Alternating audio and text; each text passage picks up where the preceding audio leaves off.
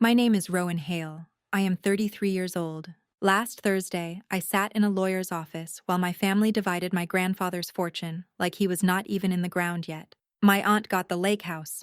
My cousin got 3 rental properties. My mother got a 7-figure investment account. My brother got my grandfather's vintage car collection and smiled like he had personally earned the keys. Then the attorney looked at me. "And to Rowan Elise Hale," he said, "Mr. Calder leaves one sealed envelope." My brother started laughing before the envelope even reached my hands. Inside was no check, no property deed, no account number, just a small brass key taped to a folded piece of paper. On the paper, in my grandfather's handwriting, were 5 words: "Go to door C alone." That was it. My mother covered her mouth. My brother leaned back in his chair and said, "Grandpa left her a scavenger hunt." Everyone laughed. Even the cousins who still owed my grandfather money laughed. The attorney did not. He just watched me like he was waiting to see if I understood that I had not been left out. I had been invited in, but no one in that room knew that yet. Not my mother, not my brother, not my aunt with her pearls and her fake crying tissue, not my cousin who had already listed one of the inherited properties online before the will reading ended.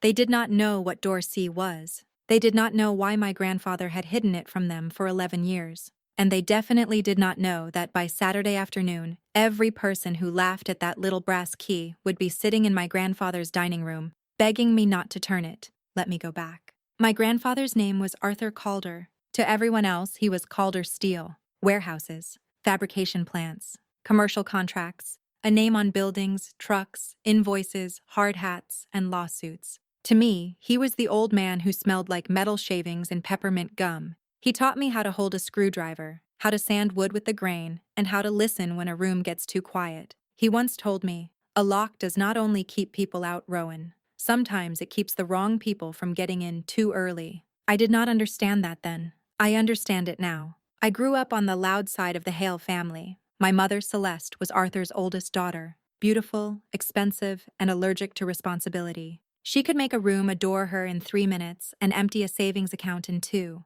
My brother, Bennett, was her favorite. Bennett was 36, wore loafers without socks, and described himself as a strategic operator, which mostly meant he used other people's money with confidence. Then there was me, the dropout, the bartender, the girl with the cheap apartment over a boxing gym. In my family, success had to look polished. Mine looked like late shifts, sore feet, and a phone with a cracked screen. When I was 19, I got into Kent State. First person in my family to go without Arthur writing a check first. I lasted 1 semester, not because I failed, because Arthur fell. It happened in January. Ice on the back steps, hip fracture, surgery, 3 months of rehab. My mother said she was emotionally overwhelmed. Bennett said he had meetings. My Aunt Marjorie said hospitals made her dizzy, so I went. Every morning before class at first, then every morning instead of class. I drove him to appointments, sorted his pills, changed the bandage on his hip when the home nurse was late. Sat with him through the pain days when he got quiet and angry because his body had betrayed him. He hated needing help. I hated watching him need it, but we did it. 1 sock, 1 pill, 1 slow walk down the hallway at a time. When the tuition deadline came, I missed it. When my scholarship lapsed, my mother said, "Well, college was never really your environment anyway." Bennett said, "Some people are built for classrooms. Some people are built for customer service." Arthur heard him. He was sitting in his recliner with a walker beside him and one hand still swollen from surgery. He looked at Bennett and said, "Careful. The person you step over on the way up might be the only one who knows where the stairs are." Bennett laughed. He always laughed when he did not understand he had been warned. After Arthur recovered, I did not go back to school. I told myself it was temporary. Temporary became 2 jobs. 2 jobs became rent. Rent became years. By 28, I was managing the bar where I worked nights, handling schedules, inventory, payroll, vendors, broken taps, health inspections, drunk customers, and every crisis that came through the back door. But to my family, I poured beer. That was the phrase. At Thanksgiving, my mother would tilt her head and say, "Rowan is still pouring beer." Still, like I had been standing in the same puddle for years and simply refused to step out. Arthur never laughed. He would tap his knife once against his glass and say, "Managing chaos is still managing." Nobody listened, except me. 2 weeks before he died, Arthur called me at 5:38 in the morning. I remember the time because I had just gotten home from closing the bar. My shoes were still on. My coat was still wet from rain. His voice sounded thin. Can you come by?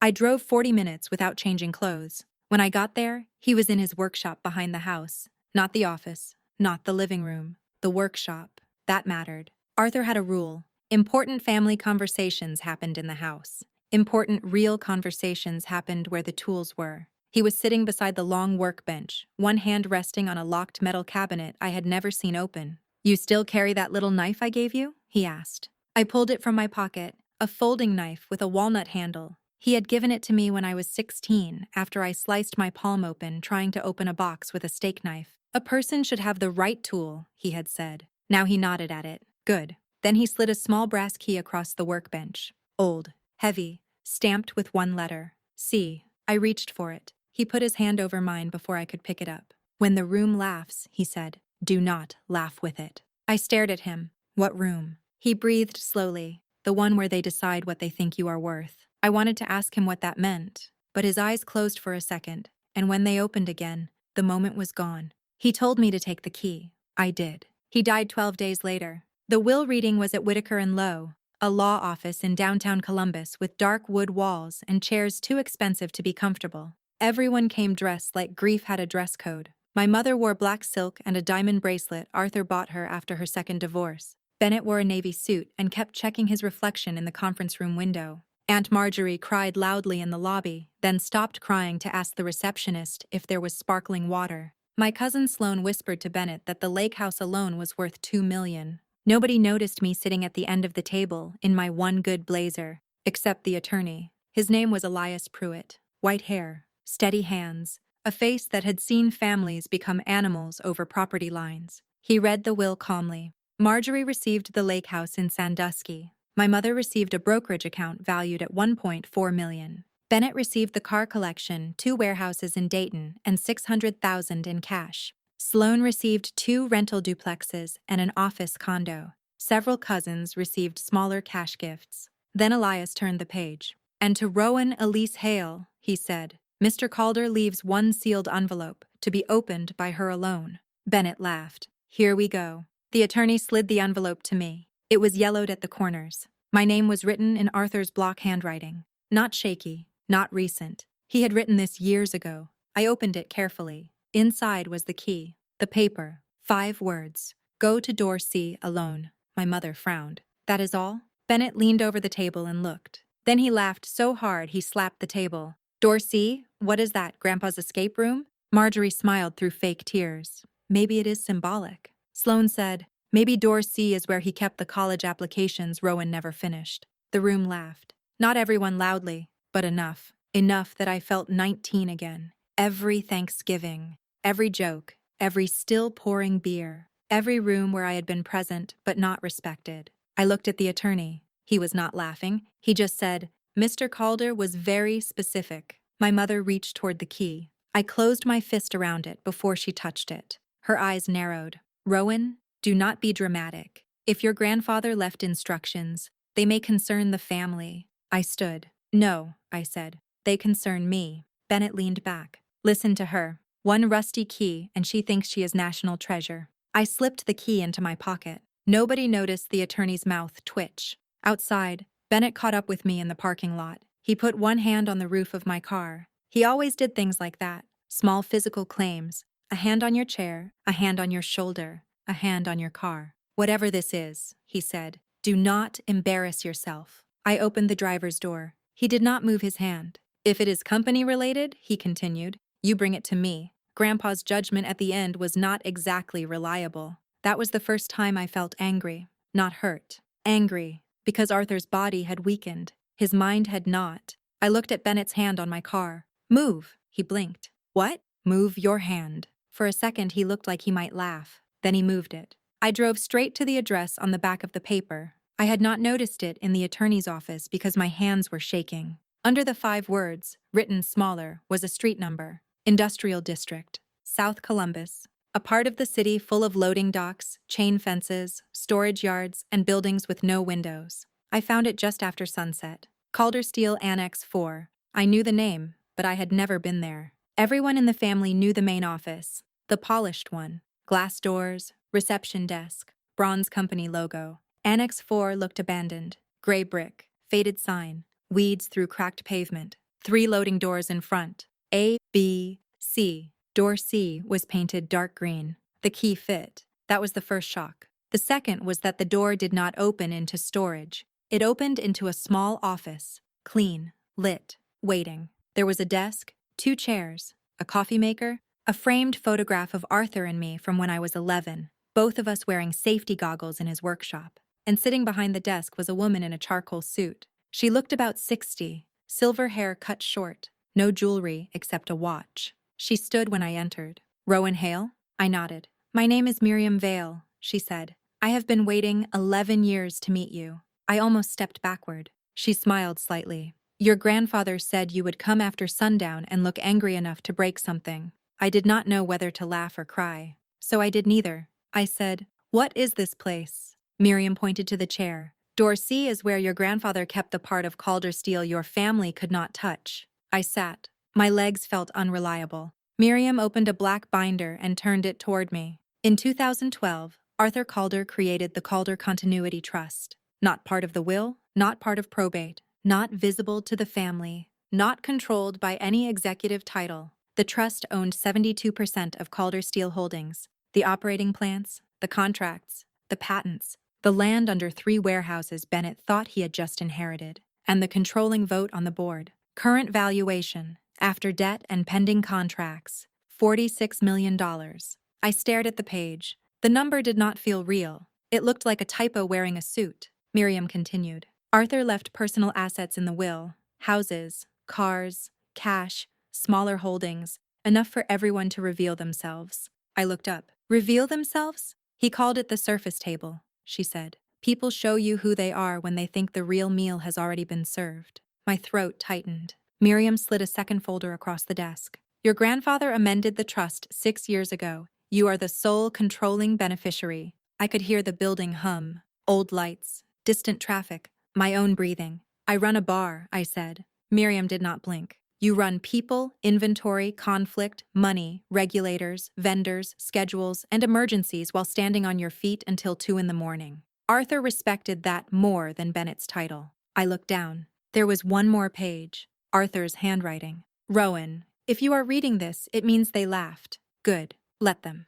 I built most of my life in rooms where men laughed before they listened. The laugh tells you where the weak beams are. You came when I fell. Not for money, not for praise. Not because anyone asked you to. You came because I was on the floor. That is the only interview that ever mattered. Door C is not a gift. It is responsibility. If you do not want it, Miriam will know what to do. If you do, sit in the chair they said was too big for you. Then make it yours. Arthur. I pressed my fingertips to the paper. Then Miriam said, "There is more." Of course there was. Arthur had not hidden Door C for sentiment. Miriam opened a third folder. 6 months before he died, Arthur discovered irregularities. That was the word lawyers use when theft has a haircut. Bennett had routed inflated consulting invoices through one of the Dayton warehouses. Sloan had been using company-owned duplexes as collateral for private loans. My mother had borrowed against a property she did not own using an old power of attorney Arthur revoked 8 years ago. Marjorie had tried to sell mineral rights attached to the lake property before she legally received it. Every one of them had dipped a hand into Arthur's work while calling me the family disappointment. Miriam watched my face. Arthur did not act immediately because he wanted documentation. He got it. She tapped the folder. Copies, dates, bank transfers, emails. Not enough for prison in every case, more than enough for leverage. I sat back. So what happens now? You decide. I almost laughed. The phrase sounded ridiculous. I had spent my entire life being told what I was not. Not educated enough, not polished enough, not strategic enough, not serious enough. Now a woman in a locked office behind Door C was telling me I controlled the company my family had been feeding from for years. Miriam said, "There is a board notice scheduled for Saturday at 2. I looked at her. Who scheduled it? Arthur. He has been dead for 3 days. Yes, she said. He was a planner. Saturday, 2 o'clock. Arthur's house. The same room where they had laughed over Thanksgiving turkey. Of course.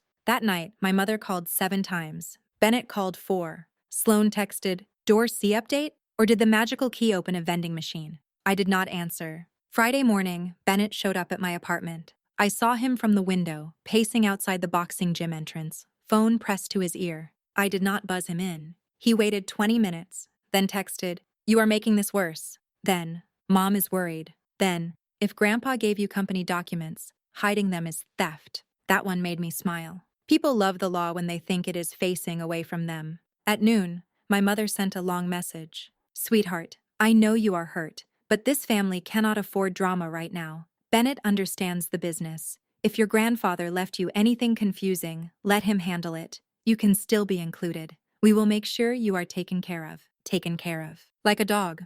Like a loose end." At 3:15, Sloan sent a screenshot to the family group chat. It was a meme. A rusty key with the caption, "Rowan's inheritance portfolio." 23 laughing reactions. I saved the screenshot, not because it hurt, because I wanted to remember the exact moment they still felt safe. Saturday came cold and bright. Arthur's house sat at the end of a long gravel drive lined with oak trees. Every car was already there when I arrived. My mother's black Mercedes, Bennett's Range Rover, Marjorie's white Lexus, Sloane's convertible with temporary plates. Inside, the living room was full. 12 people, maybe 13, cousins standing near the bookcase, Marjorie on the sofa, my mother in Arthur's armchair, Bennett by the fireplace with a drink in his hand. Arthur had been dead less than a week, and Bennett was already standing where he had no right to stand. He smiled when I walked in. "Look who found door C." Sloane lifted her phone. "Wait, did you bring the key? I want a picture." A few people laughed. Then, Miriam Vale walked in behind me.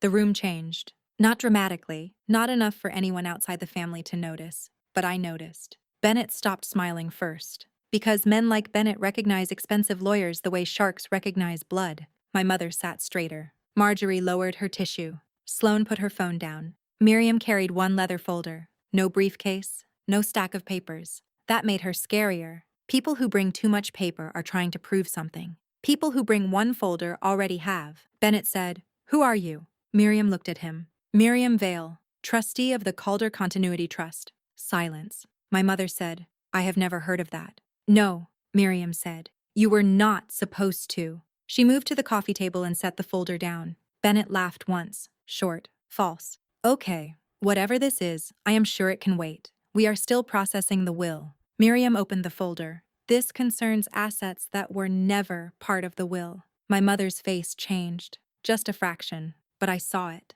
So did Bennett. Miriam continued. In 2012, Arthur Calder transferred 72% of Calder Steel Holdings into an irrevocable trust. This trust owns the controlling interest of the company, the operating plants, the patents, and the land attached to multiple commercial properties. Bennett's drink lowered. Sloane whispered, "What?" Miriam looked around the room. "The trust does not pass through probate. It cannot be divided through the will. It cannot be claimed by heirs who received personal assets." Marjorie's tissue stopped moving. My mother stood. "Arthur would have told me." Miriam turned a page. "Arthur specifically instructed that you not be told." That one landed. My mother sat back down. Bennett stepped forward. "Who controls it?" Miriam looked at me. Nobody moved. Then she said, "Rowan Elise Hale." The room went completely silent. I had never heard my family silent before. There had always been something. A sigh, a laugh, a whisper, a glass, a judgment. Now nothing.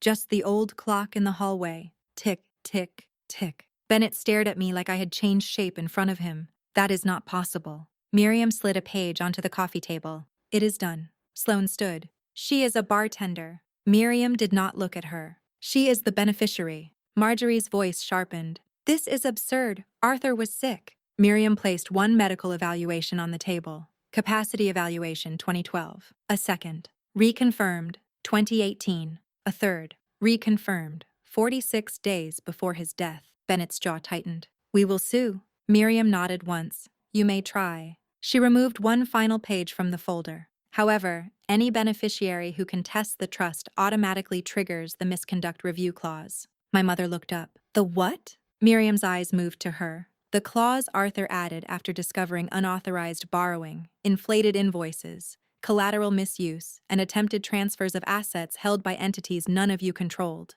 The room did not break all at once. It cracked, person by person. Sloane sat down first. Marjorie whispered, "Arthur knew?" Bennett turned red. My mother looked at me, not at Miriam, at me, because she understood. The key had opened door C. Door C had opened the trust had opened the books, and the books had opened them. Bennett pointed at me. You planned this. For the first time all afternoon, I spoke. No, Bennett. My voice was steady. Grandpa planned this. I picked up the brass key and placed it on the coffee table. The same key they had mocked in the lawyer's office. It made a small sound against the wood. Tiny. Final. You all laughed at the only thing in that room that was worth more than everything you got. Nobody answered. My mother's eyes filled. Rowan. Sweetheart. No. She flinched. I had never cut her off before. You do not get sweetheart today. Her face folded, then hardened. The performance trying to choose a mask. I looked at Bennett. You said Grandpa was confused at the end. He said nothing. You said I did not have a seat at the table. Still nothing. I walked to Arthur's chair, the one my mother had taken. She stared at me. For 1 second, neither of us moved. Then she stood, slowly. I sat down. The room watched. Bennett looked like he might explode. Sloane looked like she might vomit. Marjorie looked at the door like she was calculating whether she could leave before anyone asked about mineral rights. Miriam closed the folder. Ms. Hale will be assuming controlling authority immediately. Any further communication about trust assets goes through my office. Bennett laughed bitterly. Ms. Hale. He spat it like an insult. I looked at him. Careful, I said. That is your boss now. His face went blank. No one laughed. That was the best part. Not the money, not the company, not the power. The silence. The beautiful, heavy silence of people realizing the punchline owned the room. By Monday morning, Bennett's office keycards were suspended pending review. Sloane's private loans were referred to counsel.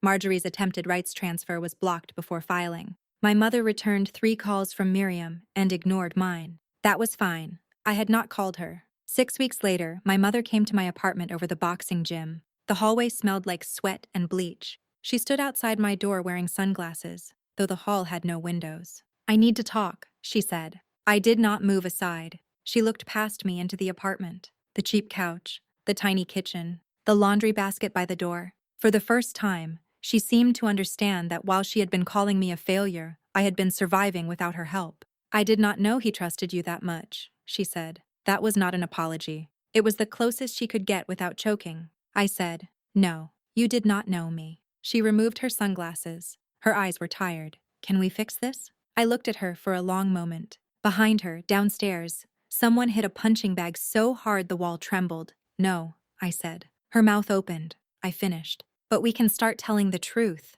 She looked like that hurt. Good. Truth usually does when it arrives late. 3 months later, Bennett requested a meeting. He arrived at Calder Steel in a gray suit, no tie, eyes hollow. Miriam sat beside me. A woman named Dana Cross sat across from him. She had been running operations quietly for 5 years while Bennett took credit in meetings. Bennett looked at the chair at the head of the conference table, then at me sitting in it. He swallowed whatever comment he wanted to make. Smartest thing he had done all year. I want back in, he said. I almost laughed. Not because it was funny, because 6 months earlier, he had told me not to embarrass myself. Now he was asking me for access. You want a job? I said. I know the company. You knew how to use it. His face tightened. I made mistakes. No, I said. You made invoices. Dana coughed once into her fist. Miriam did not smile, but I saw her pen pause. Bennett looked down. For the first time in my life, my brother had no speech prepared. I said,